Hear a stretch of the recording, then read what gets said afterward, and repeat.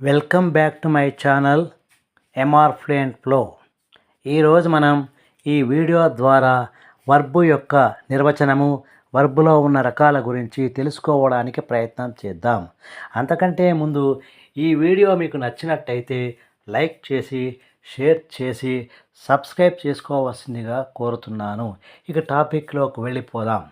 ఈరోజు మనం వర్బ్ గురించి తెలుసుకోవడానికి ప్రయత్నం చేస్తే, వర్బ్ అనేటువంటిది పార్ట్స్ ఆఫ్ స్పీచ్లో మూడవ పదము, ముఖ్యమైన పదము. ఇంగ్లీష్ గ్రామర్లో వర్బ్కు ఎంతో ప్రాధాన్యత ఉంది.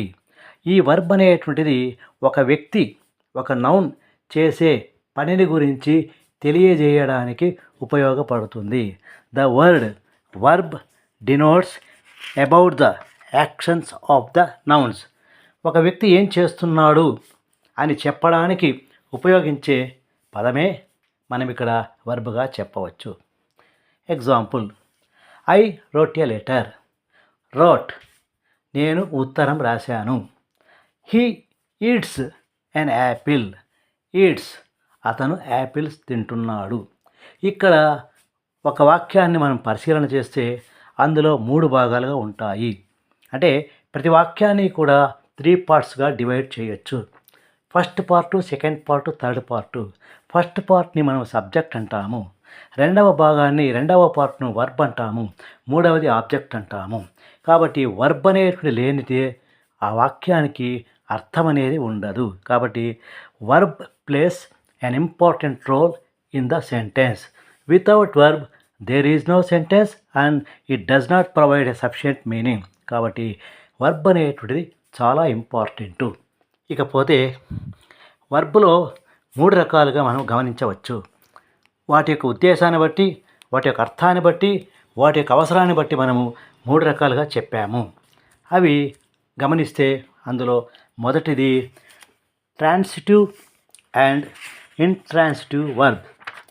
రెండవది ఫినిటివ్ అండ్ ఇన్ఫినిటివ్ వర్బ్. మూడవది యాక్సిలరీ వర్బ్. ఇప్పుడు మొదటిది గమనిస్తాం, ట్రాన్సిటివ్ ఇంట్రాన్సిటివ్ వర్బ్. మనము వాక్యాన్ని రాసినప్పుడు కానీ చెప్పినప్పుడు కానీ పరిశీలన చేస్తే ప్రతి వాక్యంలో కూడా ఉపయోగించిన వర్బ్కు ఖచ్చితంగా సబ్జెక్టు ఉంటుంది, ఆబ్జెక్టు ఉంటుంది. అంటే ఎక్కడైతే, ఏ వాక్యంలో అయితే ఉపయోగించిన వర్బ్కు సబ్జెక్టు, ఆబ్జెక్టు 2 ఉన్నట్టయితే ఆ వర్బ్ను మనము ట్రాన్సిటివ్ వర్బ్ అని చెప్పవచ్చు. ఇక రెండవది ఇంట్రాన్సిటివ్. ఇంట్రాన్సిటివ్లో అలాంటి వాక్యాల్లో ఉపయోగించిన వర్బ్కు సబ్జెక్టు మాత్రమే ఉండి ఆబ్జెక్టు లేకపోతే అటువంటి దానిని మనము ఇంట్రాన్సిటివ్ వర్బ్ అని అనవచ్చు. ఒక ఎగ్జాంపుల్ తీసుకుంటే, ఐ డిడ్ మై హోంవర్క్. ఇక్కడ ఐ అనేటువంటిది సబ్జెక్ట్, డిడ్ అనేటువంటిది వర్బు, మై హోంవర్క్ అనేది ఆబ్జెక్ట్. ఇక్కడ సబ్జెక్టు ఉంది, వర్బు ఉంది, ఆబ్జెక్టు ఉంది. 3 ఉన్నటువంటి దాన్ని మనము ట్రాన్సిటివ్ వర్బ్గా చెప్పవచ్చు. అయితే ఎక్కడైతే, ఏ రకంగా ఉపయోగించిన వాక్యంలో వర్బ్ అయితే ఆబ్జెక్టును కలిగి ఉండకుండా ఉంటుందో దాన్ని మనము ఇంట్రాన్సిటివ్ అందాము. ఎగ్జాంపుల్ తీసుకుంటే, ద బాయ్ ఈజ్ రన్నింగ్. ఇక్కడ ద బాయ్ అనేటువంటిది, రన్నింగ్ అనేటువంటి 2 ఉన్నాయి. రన్నింగ్ అనేటువంటిది వర్బ్ను తెలియజేస్తుంది, ద బాయ్ అనేటువంటి సబ్జెక్ట్ తెలియజేస్తుంది. కానీ ఆ తర్వాత అక్కడ ఆబ్జెక్ట్ అనేది ఇవ్వలేదు, ఆబ్జెక్ట్ అనేది లేదు. ఎక్కడైతే ఆబ్జెక్ట్ అనేది లేదో దాన్ని మనము ఏమని చెప్పచ్చయ్యా అంటే దాన్ని ఇంట్రాన్సిటివ్ వర్బ్ అని చెప్పవచ్చు. ఇక రెండవ సంబంధించిన వర్గం వచ్చేసి ఇన్ఫినిటివ్, ఫినిటివ్. ఫినిటివ్ అంటే సమాపక క్రియ.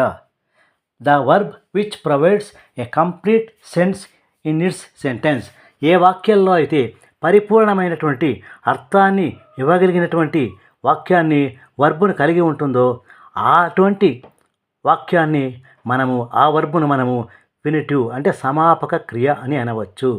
అదేవిధంగా ఏ వాక్యంలో అయితే వర్బ్ అనేటువంటి దాన్ని పూర్తిగా అర్థాన్ని ఇవ్వకుండా, సమాపక క్రియలాగా కాకుండా అసంపూర్తిగా ఉన్నట్టయితే దాన్ని మనము ఇన్ఫినిటివ్ అని చెప్పచ్చు. అంటే a finitive verb gives a complete meaning by it self.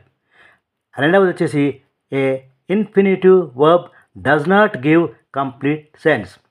ఒక వాక్యంలో పూర్తి అర్థం అనేది వస్తుంది, రెండవ వాక్యంలో అర్థం అనేటువంటి పూర్తిగా రాదు, అసంపూర్తిగా ఉంటుంది. అంటే పూర్తి వాక్యం ఇచ్చి సంపూర్తిగా ఉన్నట్టయితే దాన్ని ఫినిటివ్ వర్బ్ అంటాము. అర్థాన్ని ఇవ్వకుండా అసంపూర్తిగా ఉన్నట్టయితే దాన్ని మనము ఇన్ఫినిటివ్ వర్బ్ అని అంటాము. ఆ విధంగా థర్డ్ గమనిస్తే మనము థర్డ్ యాక్సిలరీస్ అంటాము. యాక్సిలరీస్ అనేటువంటిది సహాయక క్రియలు. యాక్సిలరీ వర్బ్స్ గురించి మనకు చాలా తెలుసు, అవి అవసరాన్ని బట్టి మనం వాడాలి. యాక్సిలరీ వర్బ్స్ అనేవి లేకపోతే సెంటెన్స్ పూర్తి కాదు. ఇందులో కూడా బీ, హ్యావ్, డూ అనే రూపాలను మనము ప్రైమరీ యాక్సిలరీస్ అని చెప్పచ్చు. అలా కాకుండా మిగిలినటువంటి వాటిని మనం ఎప్పుడైనా ఉపయోగిస్తే వాటిని అనామలస్ ఫినిటివ్స్ అనవచ్చు. అంటే కంపల్సరీగా ప్రత్యేక అర్థాన్ని ప్రత్యేక ఉద్దేశంతో ప్రత్యేక సందర్భంలో ఉపయోగించేటువంటి యాక్సిలరీ వర్బ్ను అనామలస్ ఫినిటివ్స్ అనొచ్చు. షుడ్, వుడ్, కెన్, కుడ్, మే ఇవన్నీ కూడా అనామలస్ ఫినిటివ్స్కి ఎగ్జాంపుల్. అంటే ప్రైమరీ యాక్సిలరీస్ అనేటువంటి దాన్ని మనం గమనిస్తే he is going to market, ఇది ఒక ఎగ్జాంపుల్.